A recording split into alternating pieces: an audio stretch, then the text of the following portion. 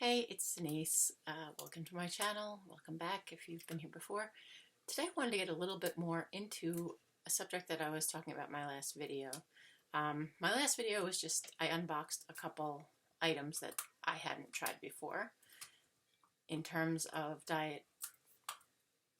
I shouldn't want to say diet food, but food that, as someone who lost a lot of weight and actively seeks to maintain their weight,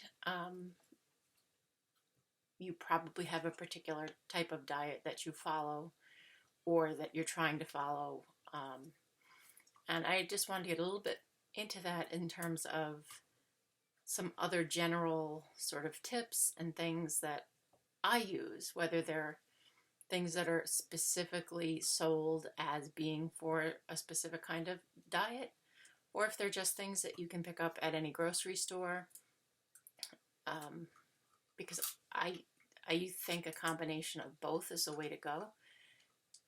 I personally try to keep a high protein, low carb, low fat diet. And a lot of the low carb snacks and foods you can find out there are geared specifically to a keto diet, which is much higher fat than what I want to be eating. So having those occasionally as like a treat, or just sort of like the junk food part of my diet is fine, but I don't want all of my meals to be made up of those kind of foods, because again, I'm trying to not eat that much fat. So let me jump into some of the things that help me keep my sanity when I'm maintaining, not trying to lose, not trying to gain.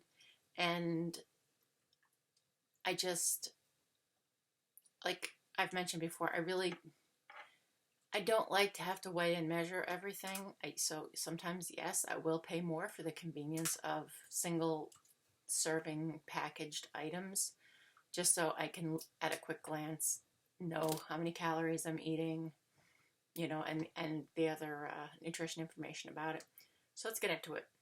Some of my favorite things that you can just pick up in the store, like I love oatmeal. I like it hot. I like it cold when you do like the overnight oatmeal. So if I'm going to eat oatmeal anyway, I go for one of the protein-enriched oatmeals, because otherwise plain oatmeal is pretty much nothing but carbs. Now this still has plenty of carbs in it, but at least it's a little more balanced in that it has a significant amount of protein. So if the option is eat plain oatmeal or eat this, I would rather eat this. Taking it a step further, and this is something I ate a lot of when I was losing weight, is the Bariatric Pal Oatmeal, which, if you look at the nutrition information on this, now this is not, I mean, in the picture it looks more oatmeal-y. It's like, basically it's protein powder with like a little sprinkling of oats to make it feel like oatmeal. That's kind of how it is, how I think of it, although the taste is very nice. A packet is 100 calories. There's 8 total carbs and 2 of its fiber, so 6 net carbs, 1 gram of fat, and 15 grams of protein. So for someone like myself who likes to see the protein high, the carbs and fat low, this is the way to go. Again, if you're looking for something in the middle, although you're going to see a big jump in the carbs, something like this, and again, I'm not, endorsing any particular brand, just the type of item. This one packet is 220, so you're looking at over twice the calories, 3 grams of fat. Now this has 41 total carbs with 4 grams of fiber. So that's what, 37 net carbs? It's a lot of carbs. And it has 10 grams of protein. So again, during like a weight loss phase, definitely I would go with this. I wouldn't touch this. On maintenance, I'll have this sometimes. But, you know, that's just kind of to show you the difference between one that's geared towards, like, the bariatric, I've mentioned them before, Bariatric Pal store is where I bought this, and I bought a number of other things there. And that's where I tend to find stuff that's more specifically what I'm looking for. Something else I want to mention that sometimes I think we forget, just like the plain old, you know, there's a bunch of different brands, but they're, you know, all sort of in the 80 to 90 calorie range, and they're low fat to no fat, and they're getting better about adding protein to them. Because this one, like you can see, it's 80 calories, and it's got 12 grams of protein, no fat, and 9 grams of carbs. So, like, to me, eating one of these a day helps sort of balance out if I ate, say, one of these, which, you know, are keto and are much higher fat. These, which are basically like, they're cookies. They're like the size of, say, an Oreo, your basic like sandwich cookie. This is the peanut butter flavor. It's the first time I've ever had this brand, Catalina Crunch. It's the first time I had ordered from them. So a serving, they say, is 2 cookies, would be 90 calories, 6 grams of fat. Total carbs is 11, but there's 3 grams of fiber and 3 grams of allulose. So it's only 5 net carbs and 4 grams of protein. So as far as snacks go, this isn't bad.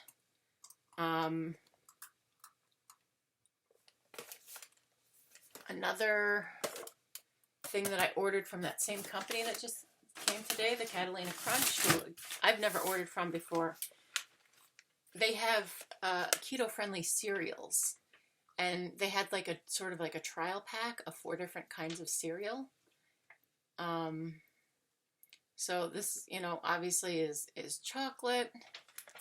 Then there's one that's like cinnamon toast, which I'm guessing is supposed to be like a cinnamon toast crunch kind of flavor. Then there is honey grams. And last but not least, fruity. So these, again, this serving is half a cup. Calories are 110, 5 grams of fat, 11 grams of protein.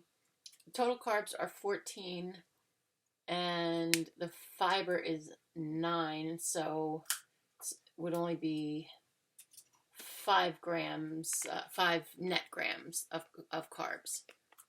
5 net carb grams. You know what I mean. So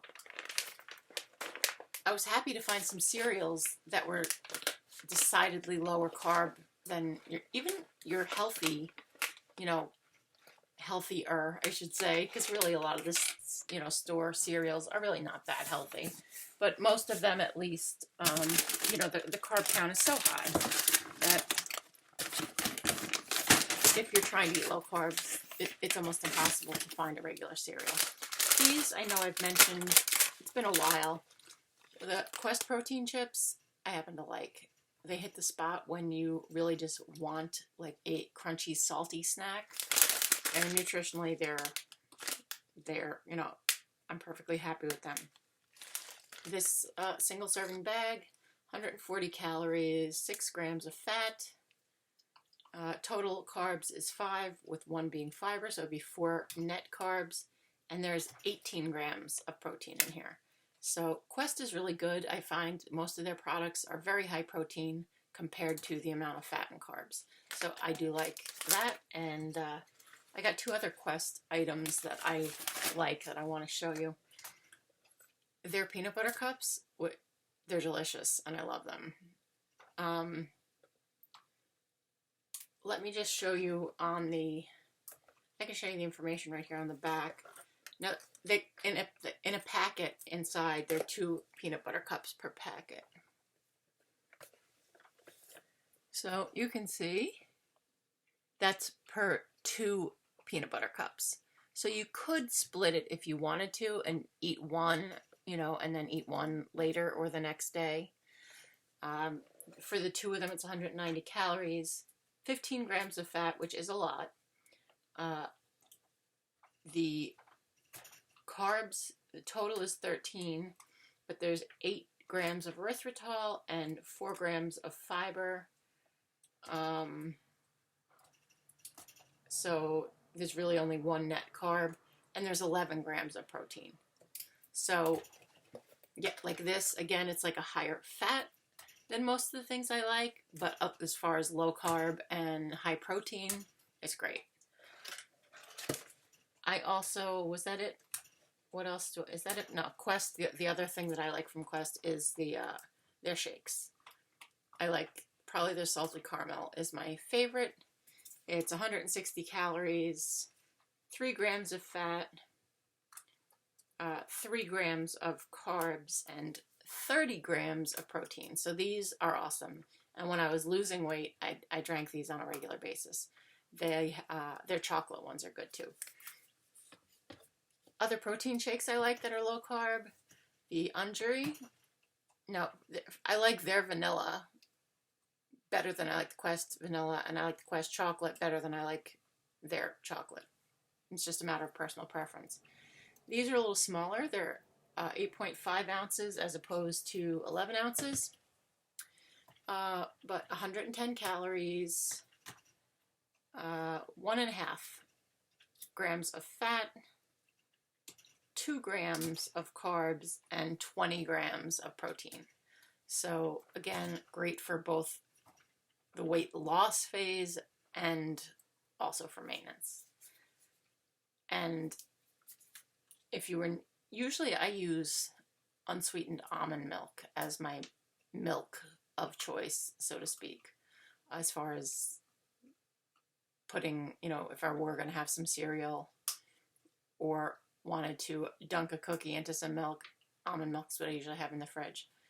If you're wanting to add a little more calories, like on weight maintenance, you could use something like this to put on your cereal. Now, these other things, this is something that is kind of, you know, specific. You have to be looking for it. I like this particular brand because it's a much smaller scoop to get the, I believe it's 30 grams. Make sure I'm 30 grams of protein per scoop, 0.3, so less than half a gram of fat, 0.6, so just over half a gram of carbohydrate. So this is pretty much pure protein, and it I can show you, because if you're used to protein powders like that you make shakes with, you know that they're like ginormous scoops. Whereas this, if I can get the bag open, there we go. You can see that this is not a ginormous scoop. And in fact, you can use this, like just say you're having soup, or you're having something like, say, a regular oatmeal that really is lacking in protein. For 58 calories, you can add 30 grams of protein to the other thing that you're eating. It has no flavor. It's just a matter of mixing it in properly. With liquids, it's usually just mix this in a small amount of the liquid and then mix that into the larger amount so you don't get clumps. If it's in something like soup or stew, or you know, something that has like a sauce where I'm not even going to notice if there's a little bit of a lump, I don't really worry too much. I just kind of sprinkle it over it and mix it in. You know, same thing with if I'm putting in an oatmeal. I just kind of, when I'm mixing the oatmeal in with the either almond milk or boiling water, whatever I might be using, This and a lot of other proteins powders will tell you not to put them over 140 calories, 140 degrees, because I don't know why. I think it's because the texture can change. Um, so it's not like you want to add this to boiling water. You want to let it kind of cool down to the temperature that you're gonna be eating it at. But yeah, this is a helpful way to take something that is pretty much devoid of protein and balance it out. I mentioned in my last video that I recently fell in love with Power Crunch bars, because unlike most protein bars that are just that very solid, chewy, sawdust and goo texture, these are actually like wafers, like crispy, almost like a Kit Kat. So yeah, I love these. They're something I just discovered recently. But yeah, that is some of the things that I add in. Did I mention the granola? Again, just, if you're going to buy granola anyway, I like granola. If you're going to buy granola anyway, you might as well look for the one that they've added some protein to, because otherwise granola is pretty much straight up carbs. So, for example, let's see, one ounce is 120 calories, 3.5 grams of fat, 17, take away 2, 15 grams of carbs, and 5 grams of protein, which is much better than having no protein and higher carbs, which is what most granola would be. So if you know you like to snack on granola, just pick a healthier one. Or I shouldn't even say healthier. Pick one that's more in line with the type of nutrition profile that you're trying to follow for your particular way of eating. I hope this was helpful. I know for me, when I don't keep these things in the house, I find it very difficult to eat healthy without feeling bored or feeling like it's a pain in the ass, honestly. And, if you've gone through the trouble, maybe you've, like me, maybe you've had weight loss surgery and lost over 100 pounds. You certainly don't want to be one of those statistics, one of those people who gains it back. So you do have to be mindful of your weight. Like I've mentioned a bunch of times before, I weigh myself pretty much every day. That's what keeps me honest. I can't, if I find myself not wanting to get on the scale, that usually means I'm pretty sure I'm gaining weight. So I keep myself honest by getting on the scale pretty much every day, unless I'm already dressed and stuff and realize that I forgot. But otherwise, yeah, I pretty much weigh myself every day. And if my weight's going up, I adjust my calories accordingly to bring it back down. If I've lost weight and didn't mean to, and I'm getting lower than I like, I make sure that I start eating a little more. I never found a magic number of calories, and I certainly am not one of those people who's going to eat the exact same thing every day. I know there are people who do that. I'm not one of them. But by keeping like some of the products that I showed you in the house, that helps me to have something that I can grab to eat that's going to fit in with what I want most of my calories to be coming from.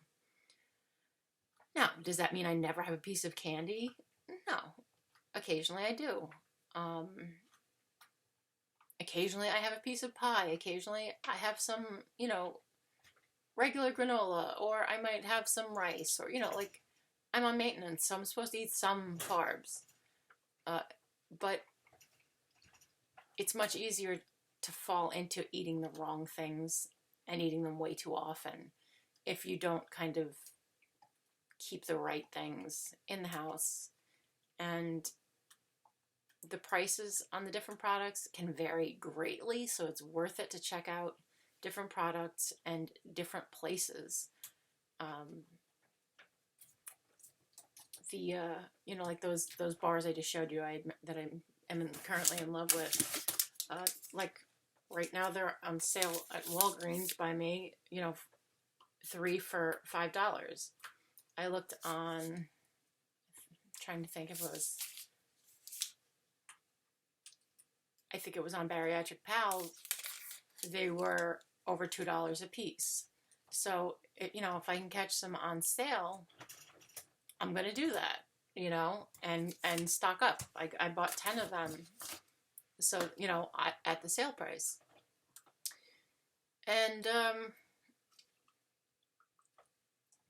use your imagination. And when all else fails, if you have something, just don't let yourself fall into that mindset of like, oh, well, I already blew it for today because I ate that thing I shouldn't have eaten, so I might as well just eat whatever I want because it doesn't matter. I already ruined today. Like, that is probably the worst thing we say to ourselves in terms of sabotaging your own eating plan. Be a little forgiving. Say, okay, I messed up. I really shouldn't have eaten that. Wasn't the best choice I could have made. And instead, I'm going to make better choices from this minute on. Not, well, I guess I might as well wait till Monday to start over, and then you binge on all kinds of unhealthy stuff until Monday, or, oh, I might as well eat that pint of Ben & Jerry's that's been calling my name because I already ruined my diet. It's like, no. You made a decision that wasn't the greatest. The second you became aware that it wasn't the greatest, no guilt, no beating yourself up over it. Just, okay, from this moment, I'm back on track and I'm going to make better choices. And I think if you can try to keep that mind frame, one little slip up doesn't have to turn into weight gain, which it will if you let one slip up make you give up. And that's just my opinion on it. But I do think that's a way that a lot of us sabotage ourselves. When that one little slip up really wouldn't have made a big difference at all if we had just gotten right back on track and eaten, with eating the way that we know we're supposed to. So I hope you found this informative. I hope it gave you some ideas if you're maybe kind of bored and needing to add some things to your repertoire of go-to food items. I'm just periodically peeking at my puppy. But, it's easy to get into a rut and then you get bored with it and then you don't want to eat those things. I mean, there are days that I would realize I was basically eating nothing but yogurt and either protein chips or protein shakes all day, especially when I was losing. And you just get so sick of it sometimes. And it's not that you don't like those foods. I love those foods. But I don't want to eat nothing but those. So I think it's worth it to make the effort to find a variety of, different things. Like some sweet, some salty, some, some that are snack food versus something that you would consider a meal. Have a variety of things on hand so that you don't really have the excuse of, I didn't have a better choice. And it's just, for me personally, so much easier to make a good choice when it's in the house already, and it doesn't mean I have to be hungry for another 2 hours while I go to the store, find something, get home, no. Have it in the house so that you're not tempted to make a bad choice just because there aren't good choices readily available. Thank you for watching. I'm now shamelessly going to ask you to please hit the like button, subscribe if you haven't already, check out my other videos. I do unboxings. I talk about weight loss. I have a playlist dedicated to my new puppy. She's a standard poodle. Her name is Percy. And yeah. Oh, and gardening. I do hydroponic gardening, although I haven't been gardening recently since I got the puppy. We've had Percy like a month now. It's been a month. So I really haven't been doing gardening. I'll get back into that in a few months once she's a little older and I can devote more time to my plants. So yes, like, subscribe, hit the notification bell, and let me know if there are any, great snacks out there that you've found that are high protein, low carb, and because I'm always looking to add something, to break up the monotony. You don't want to get too monotonous with your diet. Have a great day, and as always, thank you for watching.